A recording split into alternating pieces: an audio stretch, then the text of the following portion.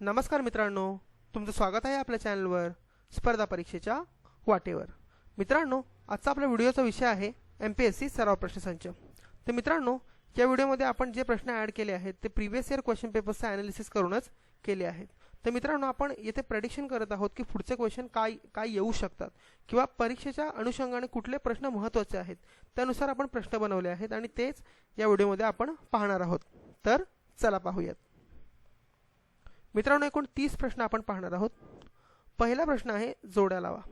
आपल्याला इथे कलम दिले आहेत आणि अधिकार दिले आहेत, ते आपल्याला त्यांच्या जोड्या लावायच्या आहेत. तर आपल्याला एकूण 4 ऑप्शन्स दिले आहेत. पहिला ऑप्शन आहे समानतेचा अधिकार. दुसरा ऑप्शन आहे शोषणाविरुद्धचा अधिकार. तिसरा ऑप्शन आहे धार्मिक स्वातंत्र्याचा अधिकार. चौथा ऑप्शन आहे संस्कृती व शिक्षणाचा अधिकार. तर आपल्याला इथे कलम दिले आहेत, आपण आता जोड्या लावूया. ऑप्शन्स दिलेच आहेत ABCD म्हणून. तर समानतेचा अधिकार पाहायला गेलो तर कलम 14 ते कलम 18. पहिला ऑप्शन आपल्याला समोरासमोर उत्तर भेटलं. दुसरा ऑप्शन आहे शोषणाविरुद्धचा अधिकार आणि त्याचं उत्तर आहे कलम 23 ते कलम 24. तिसरा ऑप्शन आहे धार्मिक स्वातंत्र्याचा अधिकार, त्याचं सुद्धा उत्तर आपल्याला समोरच भेटतं आहे की कलम 25 ते कलम 28. आणि चौथा ऑप्शन दिला आहे संस्कृती व शिक्षणाचा अधिकार, त्याचं उत्तर आहे कलम 29 ते 30. तर मित्रांनो, आपल्याला जे ऑप्शन्स दिलेत ABCD त्यातला ऑप्शन A हा करेक्ट आहे. ठीक आहे, आता पुढे जाऊया. योग्य विधान निवडा. आपल्याकडे 4 ऑप्शन्स आहेत. भारतातील प्रत्येक राज्यामध्ये विधानसभा व विधान परिषद आहे. भारतातील प्रत्येक राज्यामध्ये उच्च न्यायालय आहे. राष्ट्रपती यांच्या निवडणुकीमध्ये लोकांचा प्रत्यक्ष सहभाग असतो. आणि शेवटचा ऑप्शन आहे भारतीय संविधानामध्ये संशोधनाची पद्धत आपण दक्षिण आफ्रिकेच्या संविधानामधून घेतली आहे. तर मित्रांनो, पाहायला गेलं तर यातलं योग्य विधान निवडायचं आहे. म्हणजे 3 विधानं चुकीची असतील आणि 1 विधान बरोबर असणार आहे. तो ऑप्शन एक करून पाहूया. भारतातील प्रत्येक राज्यामध्ये विधानसभा व विधान परिषद आहे. तर मित्रांनो, हे चुकीचं आहे. दुसरा ऑप्शन आहे भारतातील प्रत्येक राज्यामध्ये उच्च न्यायालय आहे. हे पण चुकीचं आहे. राष्ट्रपती यांच्या निवडणुकीमध्ये लोकांचा प्रत्यक्ष सहभाग असतो. तर मित्रांनो, तुम्ही कधी राष्ट्रपतींना डायरेक्ट वोट केलेलं तुम्हाला आठवतंय का? तर नक्कीच नाही, कारण की आपण जे लोकप्रतिनिधी निवडून देतो तेच राष्ट्रपतीला निवडत असतात. तर हे विधानसुद्धा चुकीचं आहे. तर ऑप्शन D, भारतीय संविधानामध्ये संशोधनाची पद्धत आपण दक्षिण आफ्रिकेच्या संविधानामधून घेतली आहे. तर हा ऑप्शन बरोबर आहे. उत्तर आहे D. भारत हा कुठल्या गोलार्धामध्ये स्थित आहे? ऑप्शन्स आहेत उत्तर गोलार्धामध्ये, उत्तर पूर्व गोलार्धामध्ये, दक्षिण गोलार्धामध्ये की पूर्व गोलार्धामध्ये. तर मित्रांनो, यातलं आपल्याला करेक्ट उत्तर शोधायचं आहे. ठीक आहे, भारत हा उत्तर पूर्व गोलार्धामध्ये स्थित आहे. ठीक आहे, आता पुढे जाऊया. ससायमी हा ग्लेशियर कोणत्या हिमालयाच्या पर्वत श्रेणीवर आहे? ऑप्शन्स आहेत काराकोरम, लद्दाख, जास्कर की बृहद हिमालय. तर मित्रांनो, पाहायला गेलं तर आपल्याकडे 4 ऑप्शन्स आहेत, काराकोरम, लद्दाख, जास्कर, बृहद हिमालय. तर आपण जर मागचा व्हिडिओ पाहिला असेल तर तुम्हाला कळलं असेल की काराकोरम या श्रेणीवर सियाचीन, बियाफो, हिस्पर, बाल्टोरा आणि ससायमी असे 5 ग्लेशियर आहेत. तर आपल्या येथे उत्तर होतं ऑप्शन A म्हणजेच काराकोरम. त्यानंतर प्रश्न आहे पॅसिफिक रिंग ऑफ फायरमध्ये हा देश येत नाही. जी पॅसिफिक रिंग ऑफ फायर आहे त्यामध्ये हा देश येत नाही.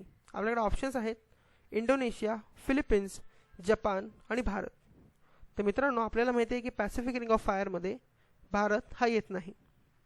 ठीक आहे, तर मित्रांनो, जर तुम्हाला माहिती नसेल याचं उत्तर काय आहे, तर एवढं तर माहिती असेल की पॅसिफिक रिंग ऑफ फायर हा असा प्रदेश आहे की जिथे ज्या प्रदेशामध्ये जे देश येतात तेथे नेहमी भूकंप येत असतो.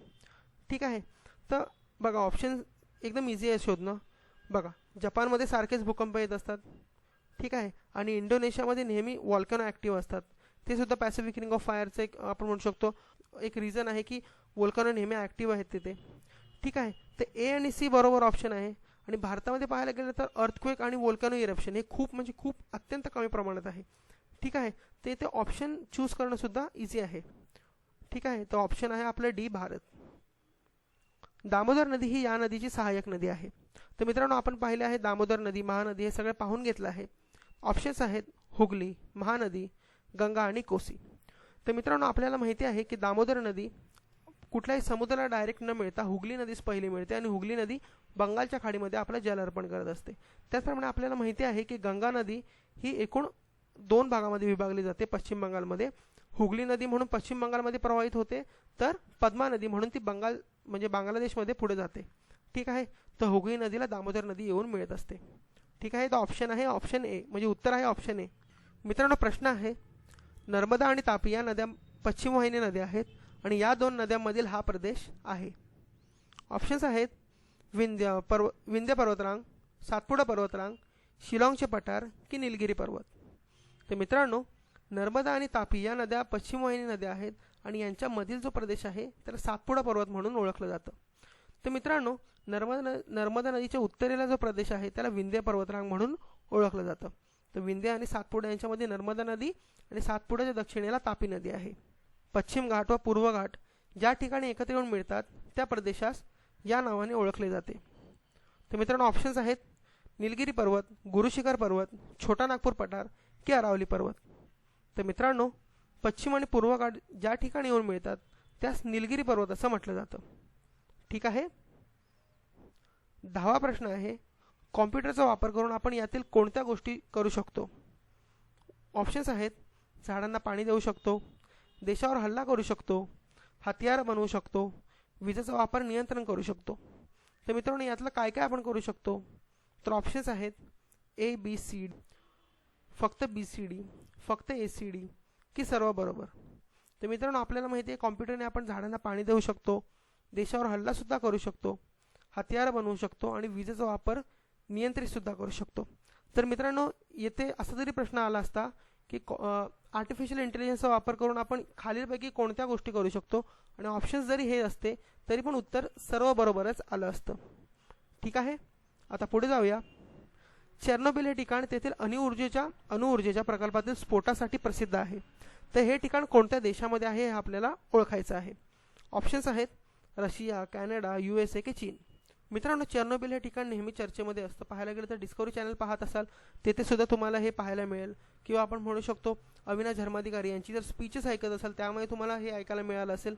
चेर्नोबिल हे ठिकाण मित्रांनो रशियामध्ये आहे. ठीक आहे. आणि ते आतासुद्धा रेडिओ ॲक्टिव्ह आहे. तर मित्रांनो उत्तर आहे रशिया. यातील कोणती कॉम्प्युटर प्रोग्रामिंगची भाषा नाही आहे. ऑप्शन्स आहेत सी, पायथन, रुबी की SQL. मित्रांनो उत्तर आहे SQL. मित्रांनो प्रश्न आहे RCB मध्ये हा देश समावेश नाही आहे. तर मित्रांनो आपल्याकडे ऑप्शन्स आहेत चीन, ऑस्ट्रेलिया, जपान की भारत. तर मित्रांनो आपल्याला हे माहिती आहे की जो RCEP सुरू झाली तेव्हा एकूण 16 देशामध्ये होते आणि आता पाहायला गेलं तर एकूण 15 देश आहेत. तर मित्रांनो आपला जो भारत देश आहे त्यांनी यातून माघार घेतली आहे. ठीक आहे. आता पुढे जाऊया. सशक्त केंद्र ही संकल्पना आपण कोणत्या देशाकडून घेतली. ऑप्शन्स आहेत कॅनडा, अमेरिका, जर्मनी की रशिया. तर मित्रांनो सशक्त केंद्र ही संकल्पना आपण कॅनडा या देशाकडून घेतली आहे. मित्रांनो प्रश्न आहे 9 डॅश लाईन हा वाद या देशामुळे अस्तित्वात आहे. तर मित्रांनो आपल्याकडे ऑप्शन्स आहेत चीन, मलेशिया, व्हिएतनाम, फिलिपिन्स. तर मित्रांनो 9 डॅश लाईन हा वाद चीन या देशामुळे अस्तित्वात आहे. तर मित्रांनो चीनचं म्हणणं आहे की जो 9 डॅश लाईन हा पूर्ण भाग आहे म्हणजे समुद्री जो एरिया आहे तो पूर्ण चीनचा आहे. म्हणजे जवळजवळ पूर्ण साऊथ चायना सी हा चीन बोलते की आमचाच आहे. ठीक आहे. पण United Nation Convention of Law of Sea याच्या अंतर्गत प्रत्येक देशाला त्याची स्पेसिफिक एक समुद्री सीमा आखून दिली आहे, पण चीन याला अजिबात जुमानत नाही. ठीक आहे.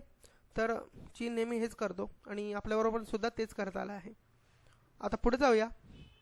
भारतीय राष्ट्रीय काँग्रेसची पहिली सभा मुंबईमध्ये झाली होती आणि तिचे अध्यक्षपद यांनी भूषवलं होतं. ऑप्शन्स आहेत व्योमेशचंद्र बॅनर्जी, A.O. ह्यूम, सुरेंद्रनाथ बॅनर्जी की चित्तरंजन दास. तर मित्रांनो आपल्याला माहिती आहे की याच्यावर नेहमी प्रश्न येतात की काँग्रेसचे पहिले जे अधिवेशन होते ते कुठे भरले होते. ठीक आहे. किंवा राष्ट्रीय काँग्रेसचे मुख्य आपण म्हणतो स्थापना कोणी केली किंवा स्थापनेमध्ये मुख्य हात कोणाचा होता असे प्रश्न येतात. ठीक आहे. तर उत्तर आहे A.O. ह्यूम हे उत्तर होईल, कारण की स्थापनेमध्ये त्यांचा महत्त्वाचा रोल होता. त्याचप्रमाणे लोकेशन काय होती भारतीय राष्ट्रीय काँग्रेसचे पहिले अधिवेशनाची, तर ती मुंबई होती. पण त्याचे अध्यक्ष कोण होते. तर उत्तर आहे व्योमेशचंद्र बॅनर्जी. ठीक आहे. स्वामी दयानंद सरस्वती यांनी या मिशनची स्थापना केली होती. तर मित्रांनो ऑप्शन्स आहेत रामकृष्ण मिशन, आर्य समाज, प्रार्थना समाज की परमहंस सभा. तर मित्रांनो पाहायला गेलं तर स्वामी दयानंद सरस्वती हेच होते ज्यांनी इंडिया फॉर इंडियन्स त्याचप्रमाणे बॅक टू वेदास असे संदेश दिले होते. ठीक आहे. तर मित्रांनो स्वामी दयानंद सरस्वती यांनी आर्य समाजाची स्थापना केली होती. ठीक आहे मित्रांनो, प्रश्न आहे क्वांटम कम्प्युटर हा या कंपनीने बनवला आहे. तर मित्रांनो ऑप्शन्स आहेत गूगल, ॲमेझॉन, ॲपल की फेसबुक. तर मित्रांनो क्वांटम कम्प्युटर हा गूगल या कंपनीने बनवला आहे. आपल्याला माहिती आहे त्याचे CEO जे आहेत ते भारतीय आहेत, म्हणजेच सुंदर पिचाई आहेत. तर मित्रांनो क्वांटम कम्प्युटर हा असा कम्प्युटर आहे त्याची प्रोसेसिंग स्पीड एवढी फास्ट आहे की जे भारतातले सुपर कम्प्युटर आहेत किंवा इतर देशांचे जे सुपर कम्प्युटर आहेत ते कामं जे वर्षात करतील ते हा सुपर कम्प्युटर जवळजवळ काही सेकंदात म्हणजे अराउंड 200-300 सेकंदामध्ये पूर्ण करतो. तर किती फास्ट प्रोसेसिंग असेल याची विचार करा. ठीक आहे, तर असा आहे हा क्वांटम कम्प्युटर आणि गूगल कंपनीने हा बनवला आहे. आणि क्वांटम कम्प्युटर बनवणारी ही पहिलीच कंपनी आहे. ठीक आहे, आता पुढे जाऊया. ऑल इंडिया मुस्लिम लीगची स्थापना आगा खान यांनी कोठे केली होती? तर आपल्याला माहिती आहे की इंडियन मुस्लिम लीगची स्थापना 1906 साली झाली होती, पण ती आगा खान यांनीच केली होती. पण त्याचं जे लोकेशन होतं कुठे निर्माण झाली होती? तर मित्रांनो उत्तर आहे ढाका. ठीक आहे, तत्वबोधिनी समाजाची स्थापना यांनी केली होती. ऑप्शन्स आहेत स्वामी विवेकानंद, राजाराम मोहन रॉय, ज्योतिबा फुले की देवेंद्रनाथ टागोर. तर मित्रांनो तत्वबोधिनी समाजाची स्थापना ही देवेंद्रनाथ टागोर यांनी केली होती. बनारस हिंदू विश्वविद्यालयाची स्थापना यांनी केली होती. ऑप्शन्स आहेत देवेंद्रनाथ टागोर, मदन मोहन मालवीय, स्वामी विवेकानंद की राजाराम मोहन रॉय. तर मित्रांनो बनारस हिंदू विश्वविद्यालयाची स्थापना ही मदन मोहन मालवीय यांनी केली होती. भारत छोडो आंदोलनाच्या वेळी भारतीय राष्ट्रीय काँग्रेसचे अध्यक्ष कोण होते? ऑप्शन्स आहेत महात्मा गांधी, सुभाषचंद्र बोस, पंडित नेहरू की अबुल कलाम आझाद.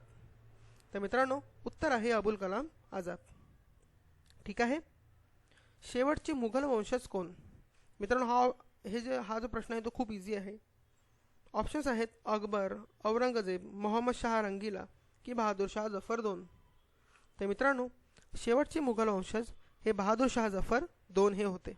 1907च्या सुरत अधिवेशनामध्ये काँग्रेसचे विभाजन होते आणि त्यावेळी काँग्रेसचे अध्यक्ष कोण होते? मित्रांनो आपल्याला ऑप्शन्स दिलेत लाला लजपत राय, गोपाळकृष्ण गोखले, रासबिहारी घोष की लोकमान्य टिळक. तर मित्रांनो उत्तर आहे रासबिहारी घोष.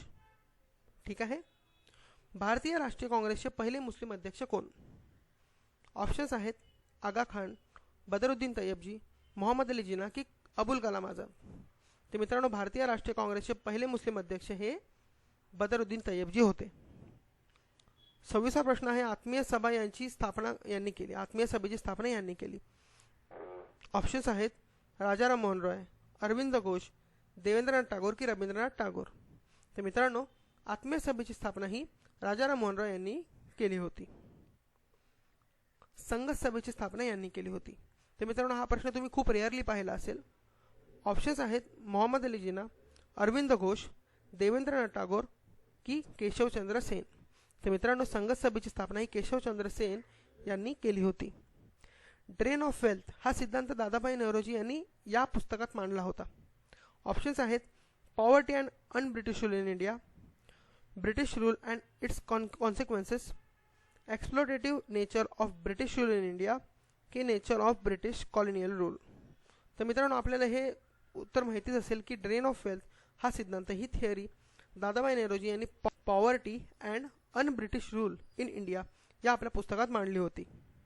ठीक आहे, आता पुढे जाऊया. मुस्लिम लीगच्या कायम स्वरूपाचे राष्ट्रपती म्हणून यांची निवड झाली होती. तर मित्रांनो ऑप्शन्स आहेत मोहम्मद अली जिना, बदरुद्दीन तय्यबजी, मोहम्मद अली जिना. मित्रांनो माफ करा ऑप्शन रिपीट झाला आहे. इथे तीनच ऑप्शन तुम्ही कन्सिडर करा, बदरुद्दीन तय्यबजी, मोहम्मद अली जिना की अबुल कलाम आझाद. तर मित्रांनो उत्तर खूप सोपं आहे की मोहम्मद अली जिना. तर मित्रांनो 1931 मधील भारतीय राष्ट्रीय काँग्रेसच्या 17ची अध्यक्षता यांनी केली होती. ऑप्शन्स आहेत पंडित नेहरू, सुभाषचंद्र बोस, सरदार पटेल की दादाभाई नौरोजी. तर मित्रांनो उत्तर आहे सरदार पटेल. शेवटचा प्रश्न आहे पुण्यातील सार्वजनिक सभेची स्थापना यांनी केली होती.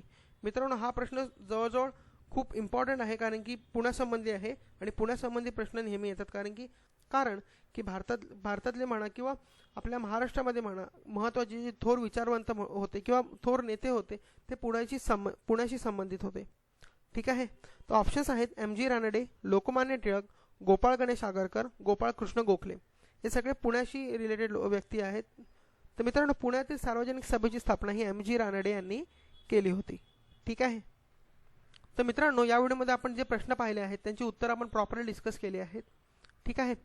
तर मित्रांनो व्हिडिओ पाहिल्याबद्दल धन्यवाद. व्हिडिओ आवडला असेल तर नक्की लाईक करा, शेअर करा आणि आपलं चॅनल स्पर्धा परीक्षेच्या वाटेवर सबस्क्राईब करा. मित्रांनो व्हिडिओ पाहिल्याबद्दल धन्यवाद.